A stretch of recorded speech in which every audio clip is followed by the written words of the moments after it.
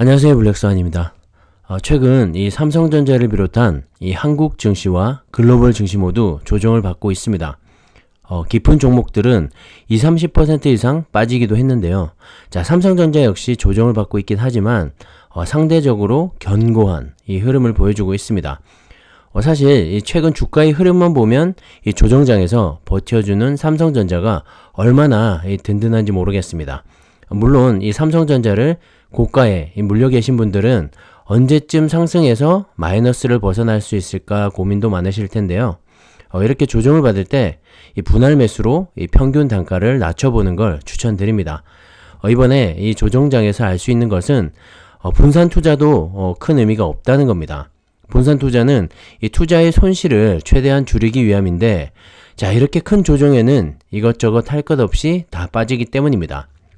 자, 그나마 우리나라 1등 주식인 삼성전자의 방어력이 최고인 것 같습니다.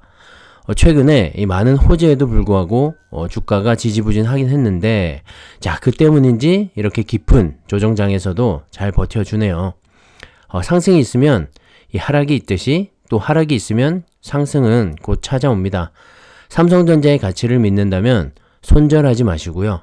분할 매수로 꾸준히 수량을 늘려가 보시기 바랍니다. 자, 최근에 이 차량용 반도체가 없어서 이 자동차를 생산하지 못하는 상황인 건 이미 다들 아시겠죠. 전 세계적으로 반도체 대란이 일어나고 있는데요. 자, 그 여파가 스마트폰용 반도체까지 미치기 시작했습니다.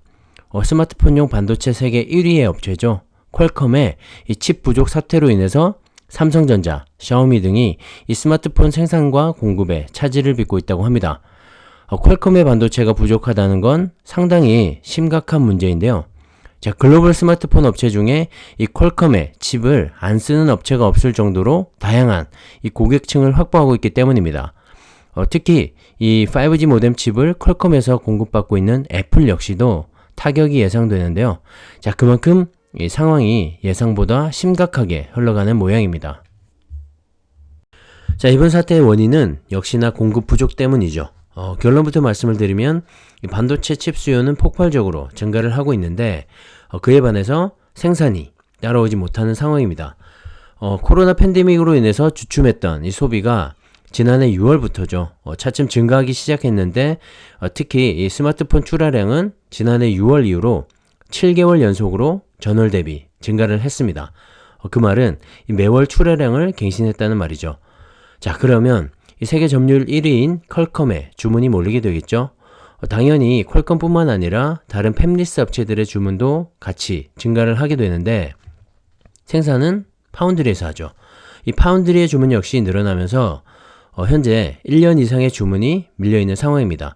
게다가 이 퀄컴의 중급 AP칩과 차량용 반도체 등을 생산하고 있었던 이 삼성전자의 오스틴 공장이 한파로 인해서 2주 이상 계속 가동이 중단되고 있죠. 그로 인해서 안 그래도 지금 부족한 이 반도체였는데 공급에 더 큰 차질을 빚고 있는 상황입니다. 자, TSMC를 비롯한 삼성전자 등 파운드리 업체는 현재 공급 부족 사태로 인해서 제품의 단가를 높이고 있는 상황이죠. 수요가 폭발적으로 늘고 있는 반면에 이 공급에는 한계가 있기 때문에 공급자 우위로 인한 단가 상승으로 이어지고 있습니다. 자, 매출액과 영업이익 상승은 차후에 따지더라도 현재 스마트폰 업체들은 가격은 상관없으니 칩 공급만 해달라 이렇게 애원을 하고 있는 상황입니다. 정말로 반도체 대란이 아닐 수가 없는데요. 특히 이 샤오미 등 중국의 스마트폰 업체에서는 이 퀄컴 칩을 비롯한 반도체 수급에 차질이 생길까봐 노심초사하면서 주문을 늘리고 있습니다. 현재 상황을 단적으로 보여주는 이 샤오미 부회장의 SNS 글이 있는데요. 자, 올해 스마트폰용 반도체가 품절됐다. 그냥 모자란 게 아니라 극심하게 부족하다 라고 글을 올렸습니다.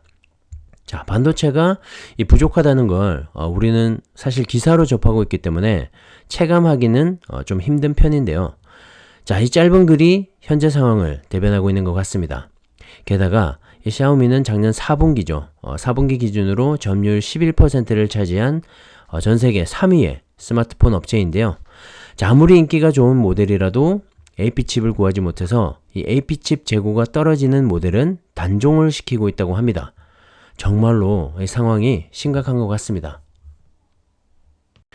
자, 업계에 따르면 현재 차량용 반도체 리드 타임은 26주에서 최대 38주까지 걸릴 것으로 분석을 하고 있습니다. 스마트폰용 반도체도 비슷한 리드 타임인데요. 자, 오늘 주문하면 반년 이상 걸린다는 말입니다. 중국의 이 업체들이 최근 퀄컴에 이렇게 엄청난 주문을 쏟아붓고 있는 데는 이유가 있습니다. 자, 작년 화웨이가 쓰러지기 전까지는 이 화웨이의 점유율이 상당히 높았죠.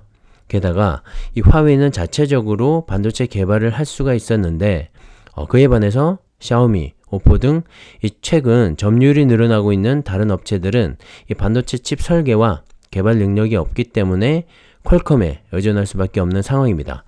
애플 역시도 5G 모뎀 칩은 퀄컴에서 100% 생산을 하고 있죠. 자, 퀄컴은 이 팹리스 업체이기 때문에 TSMC와 삼성전자 등의 생산을 맡깁니다. 하지만 이 파운드리 업체 역시도 AP칩뿐만 아니라 최근 이 PC와 게임기, 인공지능 AI 반도체 등의 주문이 같이 늘어나면서 공급에 차질을 빚게 된 거죠. 자, 그로 인해서 매월 증가하던 글로벌 스마트폰 출하량이 올 1월 들어서는 6%나 감소를 했습니다. 자, 현재의 심각한 상황이 언제쯤 끝나게 될지 사실 가늠하기도 어려운 상황입니다. 그나마 이 삼성의 오스틴 공장이 빨리 가동이 되면 좋을 텐데, 자, 그마저도 쉽지가 않아 보입니다. 자, 반도체 생산 공정은 한 달 이상 걸쳐서 이 반도체 기판인 웨이퍼를 씻어내고 회로를 그린 뒤 화학 물질로 깎고 녹여서 쌓아 올리는 600여 개의 작업으로 진행이 됩니다. 자, 이 과정이 클린룸에서 나노미터 공정으로 진행이 되기 때문에 한번 생산 라인을 멈추게 되면 설비를 이 나노미터 수준으로 재설정하는 데만 해도 적어도 수주에서 길게는 수개월이 걸립니다.